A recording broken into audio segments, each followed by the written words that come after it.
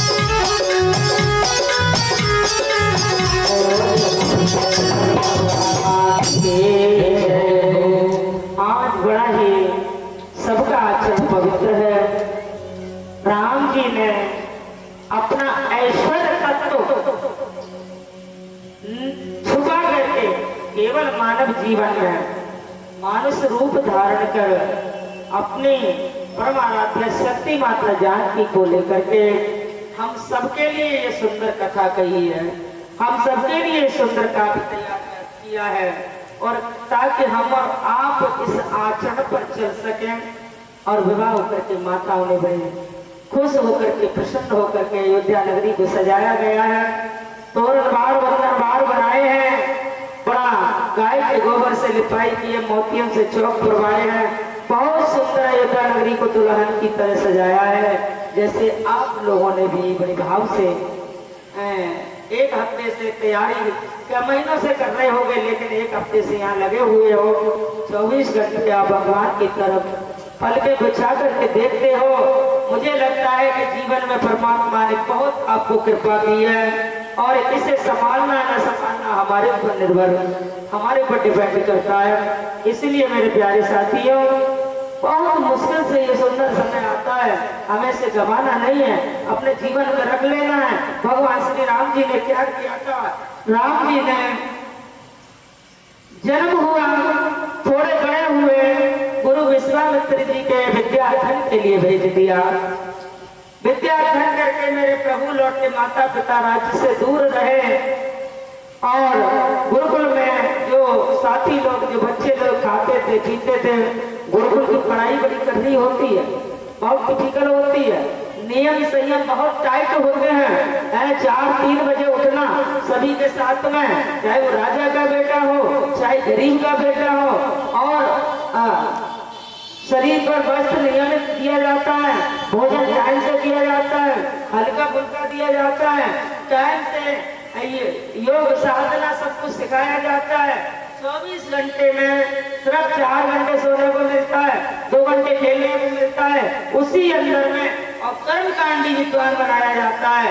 तब वो माता पिता की देश और राष्ट्र का निर्माण करता है, तब वो क्षमता रखता है। वो हमारे बच्चे क्या करते हैं? हमारे बच्चे हमारी ही बात मानने को तैयार नहीं है। कहीं ना कहीं इसमें हमारी कमी रह गई होगी, कहीं ना कहीं कोई पूर्व जन्म का अपराध तुम्हारे जीवन में कोई रूप लेकर के आ गया है, जो तुम्हारे से बदला लेना चाहता है। तो ऐसी स्थिति में क्या करना है?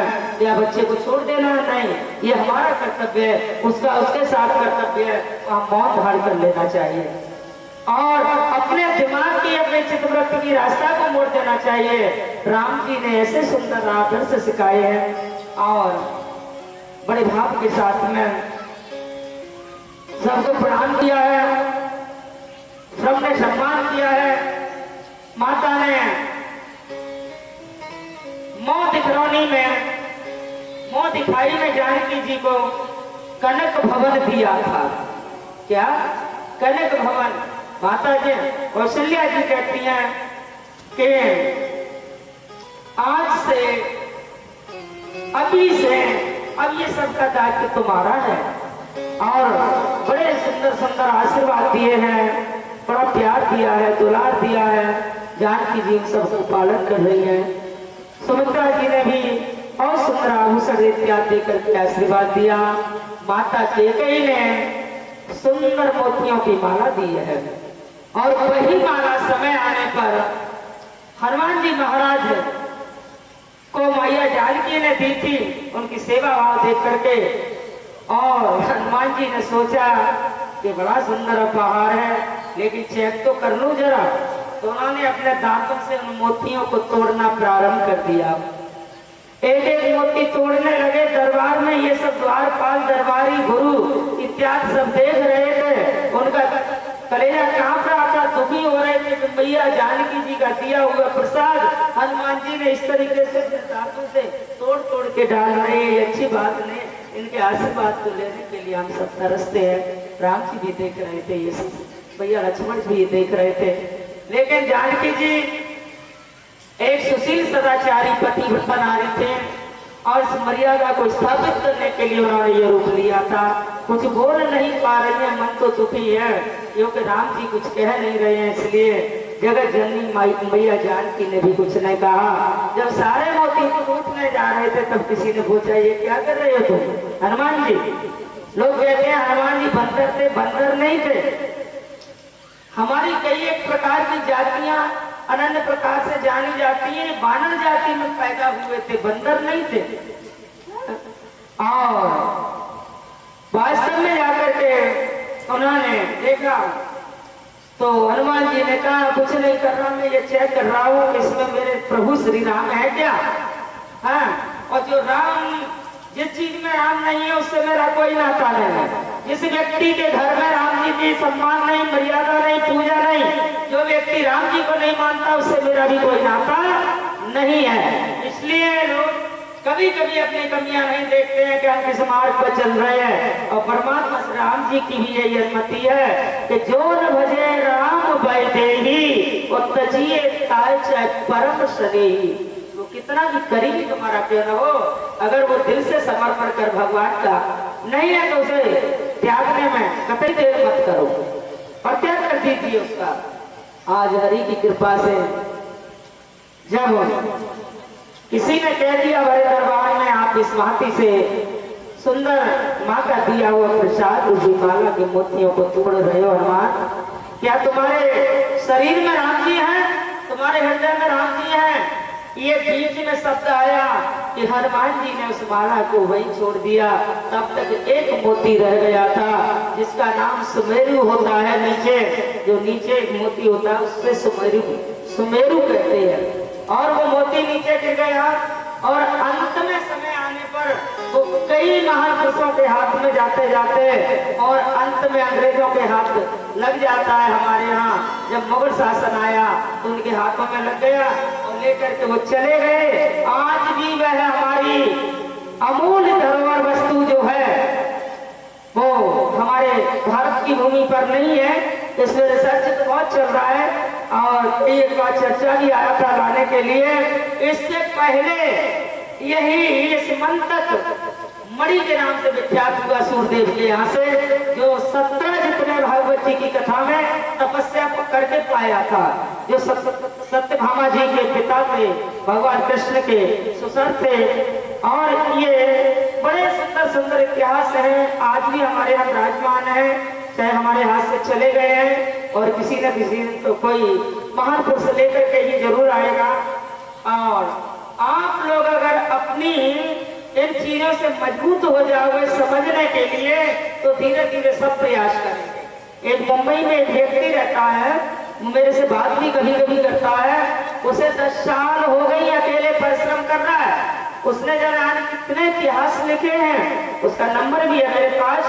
और उसने बहुत परिश्रम किया है, उन्हें जाने कितना 10 साल में परिश्रम कर रहा है, कितना खर्च कर चुका है, मुझसे कितने अवार्ड मिल चुके हैं इस चीज के लिए, कितना सम्मानित हो चुका है। लेकिन उसकी एक ही सोच है कि मैं अपने भारत की अनमोल वस्तु उस कोहिनूर हीरे को लेकर के आऊंगा, जिसका नाम बदलते बदलते बदलते बदलते कोहिनूर हीरा पड़ गया। तो ये बड़े इतिहास दबे हुए हैं जिन्हें हम जानते भी नहीं हैं, समझते भी नहीं हैं। जब हम समझते ही नहीं है तो उसमें हम चर्चा क्या करेंगे खाक। तो ये चीज शिक्षा से प्राप्त होती है। तो आइए आगे चलते हैं। हनुमान जी ने उसी समय अपने हृदय को चीर डाला और उनके हृदय में भगवान श्री राम जानकी जी का दर्शन होता है। बोलिए भक्तवत्सल भगवान की और सियापति रामचंद्र की। तो आइए आज हमारे मंदिर में पंचमुखी हनुमान जी की प्राण प्रतिष्ठा भी हो चुकी है। हम सब यहीं से प्रणाम करते हैं और हनुमान जी महाराज के लिए, क्योंकि हनुमान जी महाराज ही तो कथा सुनने के रसिया है। सबसे ज्यादा रामचरित सुनवे को रसिया, राम लखन सी हृदय मन बसिया। तो आइए सब लोग मिलकर के गाएंगे, हनुमान जी महाराज को स्मरण करिए। श्री राम जानकी बैठे हैं मेरे सीने में।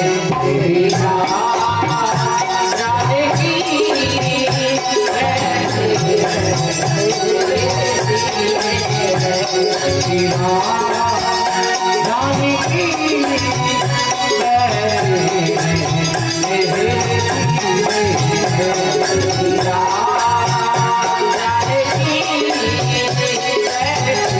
में।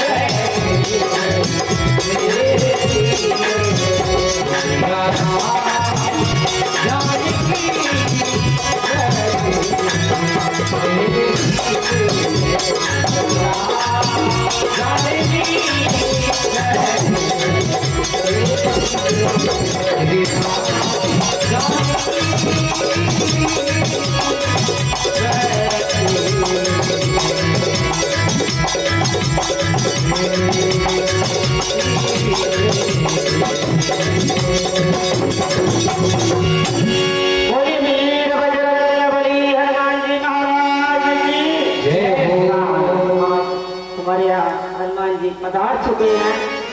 मन ही मन सभी ने प्रणाम किया।